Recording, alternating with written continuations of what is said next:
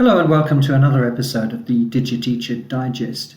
This week I'm talking to Matthew Hains, who is the Head of Department of Computer Applications Technology at Saheti School in Johannesburg.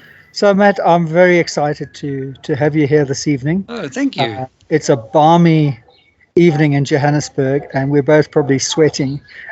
I love your background. Thank you. Thanks so much.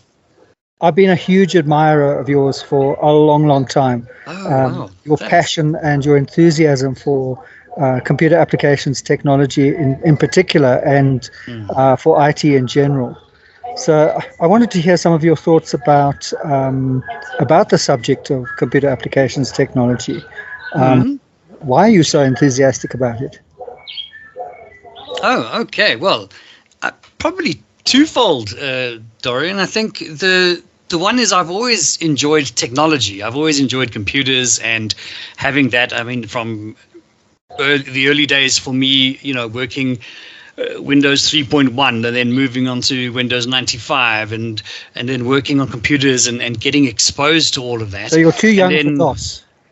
Well, no, yes, a little bit. I mean, I did play with DOS as a boy. I mean, my father would bring home a computer from work, which was about the size of a table, and I was used to loading the floppies and closing it in and all of that stuff, and loading up DOS and then loading up the game, and so. But I didn't learn much about it, to be honest. And then sort of growing from that, teaching other people how to use computers. It just came easily to me, and I enjoyed doing that. So when I got the opportunity to teach CAT, it was 2010, I think it was, or 2011, I think, 2010, 2011, right about there, 2010, I think it was. And I got the opportunity to teach CAT, and here I was teaching the technology and computers that I loved so much. And so I really, really enjoyed it. And so the more I got to teach the subject, the more I saw actually this is one of the best subjects. And if I could choose the best subject out of all of them, it would be this one, because this is the one that you can use the most, in my opinion. I'm very biased, so I'm going to just champion CAT all the time. But it just slowly, I just sort of saw that this is actually one of the most essential subjects we can teach. And I've always said it shouldn't be from 10 to 12. It should be from grade 8 all the way to grade 12, and it should be compulsory because it's a very practical, skills-based subject. And so that's why I've always said, CAT is where it's at. That's terrible. Edit that out because that's just awful. CAT is where it's at. I can't edit that out, I'm afraid, but it's delightful. No, I mean, I've always felt that there's this whole myth of the digital native. This idea that, the kids know everything these days and they are teaching us. But, we both taught kids computer applications technology, and we know the truth. Yes. You have to teach them spreadsheets. You have to teach them databases and Absolutely. things. It doesn't come naturally to them. Yeah. And I think it's a vital skill, in this day and age, that everyone should be literate on those packages. Yep. And there's only one way to become literate, really, and that's to do it. Absolutely. It's got to be it's a very hands-on practical subject. That's why I love it so much. And I tell my students, I'm like, guys, if you just use these skills, not just when you come to class, don't just do CAT here, do it all the time. I mean, use it at home. Use it whenever you have an assignment. Don't write it out. Type it out. Whenever you have anything for other subjects, use the skills that we're learning. Use them for all your other subjects as well. And you'll see. And I said, you won't have to study for your practical paper at least. You won't have to study. You'll know the stuff. You'll understand it. And some of them try, but a lot of them don't believe me. Yeah, I always used to tell my students, if you do it in class and you do it as I tell you how to do it, then you will have finished the assignment and, you'll get 100%. Well, that's nice. And they didn't believe me. And I remember the first time there was one girl, I saw her ears prick up at that point. And that's exactly what she did. And, she got 95% or whatever it was. Oh, there you so go. After that, I could say, there you go, you see. Yeah, exactly. My favorite thing, sorry, I just want to say one more thing, Dory. My favorite thing is whenever I have a matric from a previous year come back just to say hello or visit, and they say how glad they are that they chose CAT. I love it because that's my I told you so moment every time. It's like, I told you so. I told you guys you would never regret doing this. And I tell you, they come back year after year and they thank me and they are grateful they did it. And I love it. I told you so. I told you guys this would be the one subject you would use. That's the enthusiasm I love. Now, I mean, these days, all the emphasis is on coding and robotics. I mean, you can't go anywhere without hearing that.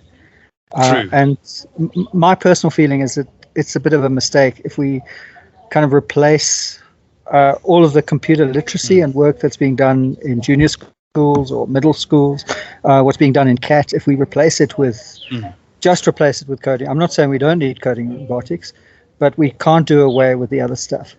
Absolutely. What are your feelings about that? Yes, I think I tweeted something a few weeks ago or a month ago on coding and robotics as well. It's become this sort of trendy thing for marketing and advertising for your school. It's all the open days are coming or around now. And all the schools like, coding robotics. And actually, for me, coding and robotics is something you do on a professional level after school, sort of on a much higher level, like pure coding and actual robotics. Okay, so when they talk about coding and robotics, they're not really sure what they're talking about.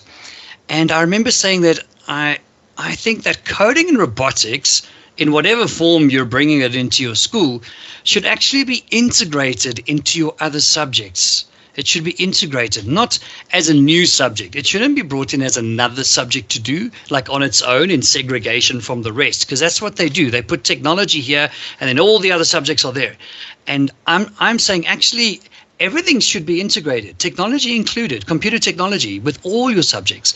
So yes, bring in coding and robotics, that's fine. First, identify what it means for you and your school and what you actually are going to do with it. And then see if you can integrate it into the subjects, including your ICT and your IT and your CAT-based subjects as well. Integrate it, but don't bring it in as an extra subject. Definitely not on its own. For me, that doesn't make a lot of sense. And in the primary schools, I've seen yes, the kids have fun, but they haven't actually learned anything. They just had a bit of fun, which is great. Good for them. But they've not learnt anything actually in terms of robotics or, even principles of that. We throw around phrases like computational thinking and creative problem solving, but then we throw that into primary school level. And I don't know personally from what I've seen that that's actually the right way of thinking about it or addressing it. I think we could maybe keep the actual coding and real robotics for the high school grade 10, grade 11, grade 12, but integrated into the sciences and even I don't know what other subjects we would. I haven't looked into it myself. Yeah. But I think it is a bit everyone's on the bandwagon and it just sounds great, but a lot of schools don't really know what they want to do with it. Yeah, I tend to agree with you. I think it's a bit of a fad, and we've certainly seen a lot of fads come and go over the years. Yes, and somehow it's the tried and tested things that kind of remain. True. I mean, I don't really know what the answer is because you have to teach coding.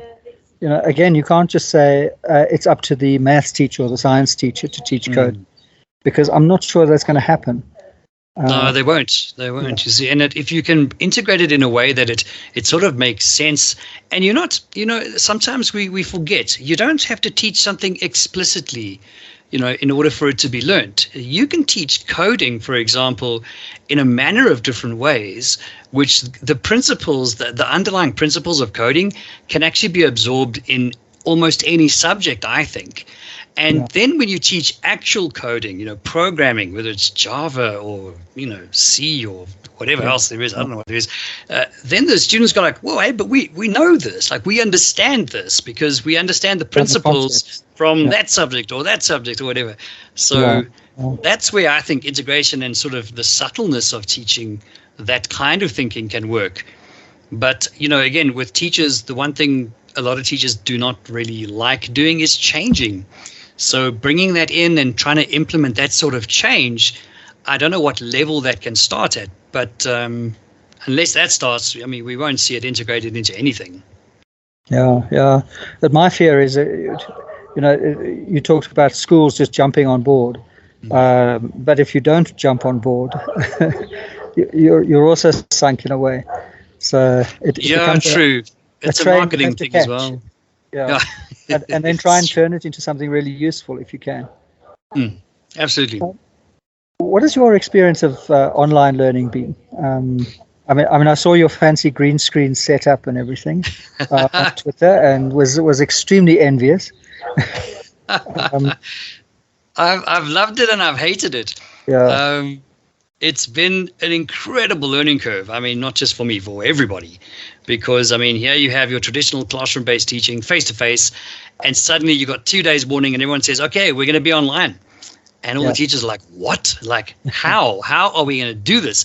So we, I know with my school, we really had to learn stuff super fast and super quick. Yeah. And it was kind of like learning as we went as well, because this was something we'd never really done. I'm sure a lot of schools had never really done this. We have always been classroom face-to-face. So we've never experienced this, like, okay, well, now you're at home and your students are at different locations at their homes too. You've got to have your class and teach them and assess them and get them to engage and get them to send you stuff, and you've got to send them stuff. So it was an incredible learning curve. I think the first 3 weeks were the hardest 3 weeks ever. I was absolutely finished. And after that, we started to figure out, okay, so this works, that doesn't work. Let's do the stuff that works, simplify things a bit. I'm very much of an explorer, so I kind of like trying things, and I'm not scared of them failing.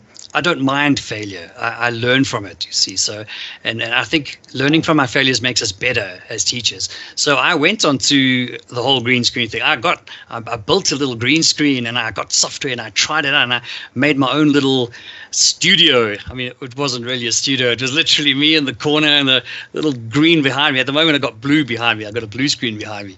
So, I just learned to do that because I wanted to see, like, how could I make my presence better for the students so that I could maybe get them to engage more. It was, I probably didn't have to do all of that, but that's just who I am. And so I thought, well, let me do that. And so what my experience was, I learned how to make videos, a lot of videos very quickly and keep them simple. But I learned how to edit videos and put them on YouTube and get my students to do stuff like that. So, yeah, I think most teachers adapted. And I think that's what teachers are. We have to adapt, and we learn to adapt because it's adapt or die, basically. So, So it was I think we're still at the process. We're sort of coming out, and it's like shell shock with some of the teachers still. They're still like reeling from that experience of having to do everything online. But now that we're able to be back at school, that is been a major help, because I've noticed a lot of teachers now are not as scared of technology as they used to be, and readily, not readily, it's the wrong word, but would be more eager to use technology if there's an opportunity that they have to then teach online or get online. They're not as scared anymore. You see, that fear is gone. Yeah. And so on the positive side, I think that's where we've come out of. And so that was quite an experience. I loved it, but like I said, I also hated it. I think I realized once we were back at school, just having those people in front of you and those dynamics of people around you, I missed that a lot. Yeah, what I found frightening is to save bandwidth, people would turn off their videos, obviously. Yes. And you've just got these pictures or just these initials. Oh, I know. You don't know if they're even there anymore. Yeah, I often wondered. And but even harder was really sometimes when we were back, half the class was isolating for whatever reason, and we'd have 15 kids in front of you and 15 kids online, and that was kiss of death. That was very difficult. We had the same. We also had, sort of 50-50. So half the kids would be in the classroom, half of them at home. So you're doing live teaching in the classroom, and you're then trying to stream that to those of them at home. And I think for me, again, it's a personal thing. I think that is a very difficult way to do it. It's not the easiest way to do things, Personally, I think it's better to record your lesson, with video record, and then have it available for those students to access when they're able to. But the pressure of trying to manage students in the class and at different locations externally, it's not the ideal. It's not the optimal. Yeah, even managing group work with that. Yeah. Bit of a nightmare. Yeah, absolutely. Yeah. And you said you thought teachers were more adventurous now that they're back face-to-face in using technology. Are they using it for submitting assignments and things like that, which I always found before COVID? I used a kind of blended learning, hybrid learning. I made videos, I had them available online, so I would teach in class, and then if they needed to go back and watch something, they could. Or if someone was absent, anything like that, and then to do all their submissions, which is easy because teaching technology. But even as an English teacher, I used to get them to submit online. So, do you think teachers are doing more of that now? I think some teachers are. I wouldn't say all of them are, from my experiences of chatting with my own staff and staff at other schools. I think the teachers who took it up more easily are now continuing to use technology and integrate that into their teaching and managing of their class and their work and that. I think others who didn't enjoy it and battled a lot are just back to their safe place, with what they know works, and they're sticking with that. And that's fine. If that's what works for them, then that's fine, and they must do that. But yes, I think some of the teachers who are more comfortable and learnt and are now, that initial fear is gone. I have seen a lot of them still, for example, we use Microsoft OneNote as a digital portfolio setup with digital notebooks. Yeah. And I've seen a lot more teachers beginning to use that because now they're used to it and they're like, oh, this actually could work really well, not just for the online scenario, but just in my own day-to-day classes. And so that's been quite encouraging to see as well. So. Yeah. Just one last question is about the whole question of inequality in our country. I mean, we had the frightening prospect of the better off schools were able to continue online and lost actually very little time overall. Mm-hmm. But for an overwhelming majority of students, I heard frightening statistics about the dropout rates and what's happened over the last couple of years to students. Do you think in any sense we've been able to, pioneer ways online which are in any way replicable across our wider society? I think perhaps in some way that's a very difficult question because the realities of that are so tangible. And, coming from a background myself where I've always been in a school that has always been resourced and we've never had that major issue, but then being in touch with a lot of other teachers and other schools where they had nothing. And, I remember reading some of the teachers' responses where, most of their students didn't have access to the internet or a tablet or even a phone most of the time. And if they did have a phone, then it's airtime was the big thing. Yeah. And so a lot of teachers resorted to using WhatsApp and literally just messages backwards and forwards and screenshots backwards and forwards, just using that. But even so, the divide was so evident. In CAT, we teach about the digital divide, and it's always been this concept for so many students. But with the lockdown and the schools going online, that concept was actually a very tangible thing. We could actually then see that concept happening. And what was encouraging on one side to note was how even the SABC, ETV, a lot of radio, TV stations started providing a lot of material on their channels. Readily available, accessible all the time. There were a lot of websites that went free, sort of the zero-rated push from all the ISPs. So a lot of websites got put into a zero rating. So they weren't, students weren't incurring any sort of data costs when accessing those sites, which is really nice. There were a couple of online initiatives like, what were they called? Africa Teen Geeks, which is wonderful. They did science, maths, English, Zulu, Afrikaans, CAT, IT. They just got teachers from all over the place who could then teach lessons, and they just streamed them live on YouTube and on other platforms as well.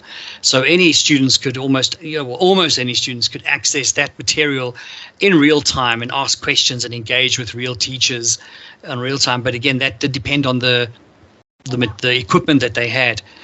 So yes, we did lose a lot of time. I mean, what did the Department of Education say? Like 20,000 hours or something like that. I mean, they had a figure that they put together on how much or how many months that they've lost of teaching. And I think that was a reality, especially in the more rural areas where there is nothing there is no access. So they did lose out. They really did. We're going to see the backlog of that, I think, in a year or so from now. I think we're still going to see the backlog from that. And it did affect a lot of students. In fact, even the education department was saying, like, they were trying to figure out how to encourage the students that just sort of disappeared after the lockdown. Like, where did they go? To how to encourage them to come back, and continue their schooling. I mean, that's not any situation I've ever been in. So, but that is the reality for a lot of schools. It's actually very sad. It's very, very sad. Mm-hmm. So whether we are able to replicate anything, I think yes. I mean, what we've learnt that works with the platforms that we use and the video streaming classes, with whether it's Google or Microsoft Teams or any other platforms that are out there, I think most schools have seen now what will work for them, and they've got a base from which to build on, and they can say, okay, the next time if we have any sort of emergency, some sort of a pandemic or who knows what, we know what we will resort to because we know what worked for us. So yes, there are replicable ways, but I think it's going to be very different for different schools depending on where they are. Yeah. I mean, I've heard of pushes to try and get that last mile covered, so you have high-speed connections going right to the edge of inner city or peri-urban areas, and then how to get that last mile to get it into students' homes and things like that. Yes, I mean, that would be so good. That would be so good if they could prioritize the rolling out of fiber or high-speed wireless networks to areas. Wireless, I think, is the way to go, but again, it's the infrastructure, and it costs money. I mean, who's going to pay for that? But yes, that really is the way to go. There are so many places where you could do with towers that students could then have access. And I have heard of places that are doing this, but I think it's still going to be a long time. Yeah. I mean, we found even, I teach in quite a well-resourced school, but there were students who really struggled, even from well-off backgrounds. Because they just didn't have the internet in their home. The whole family is trying to share a couple of laptops or whatever it is, and those kinds of pressures were, I think, everywhere. Yes, I mean, I was quite surprised. I mean, when we started, we did a bit of a survey. We asked everyone, okay, so what devices do you have? What sort of connection do you have at home? What's your speed like, and all of that stuff. And everyone seemed pretty confident and happy that they had everything that they needed. Then when we actually started, when the rubber hit the road, the amount of problems we faced in terms of connectivity, oh my goodness, it was insane. I cannot believe how much the connectivity just went up and down for everybody. It didn't matter where you were. Yeah. And that could have been indicative of the situation. Maybe the system was strained. I don't know. But my goodness. Yeah, even in affluent areas. Yeah, or it was excuses. And what was funny, though? We did this with our students. And when the student would say, my Wi-Fi is down or my internet access is down and all this, we'd be like, okay, well, tell you what, just go to faster.com and just send us a screenshot of your connection speed, and then we can find out for you. Oh, suddenly the connection started working again. Yeah, I suppose your connection to your English lesson is slow if you're playing Dota on the other screen. Exactly, or chatting with all your mates or there's online. Little chat groups that they'd make. Well, thank you, Matt, so much for coming here and talking. It's been great to hear you. Your enthusiasm, as always, is infectious. I hope it rubs off on everybody. Thanks so much. We're all feeling, I think, exhausted at this point, and a little bit fearful of what happens if we go into another lockdown and we have to do this all over again. Oh, I can't. We'll No, do it. We'll do it. But we Yeah. don't want to. I know, because online teaching takes so much longer. It really does. Yeah. So thank you so much for joining me, and Thanks I've so loved much. chatting to you, and I hope we can do it again sometime. Yes, absolutely. Great. I love it. I wish I was there with you now with all the birds and the. and the sound of the cocktail party in the background. I know. That's why I wish I was there now. It's the cocktail party. Well, thank you so much. Darren, thanks very much. Have a great weekend. And you too. All the best. Bye-bye. And cheers. Well, that's it for this week. Next week, I'll be talking to Sean Creamer, who is the Head of Department of Innovation and Design at St. Peter's School in Johannesburg. And we'll be talking about inquiry-based learning, games-based learning, and his experiences with EdTech.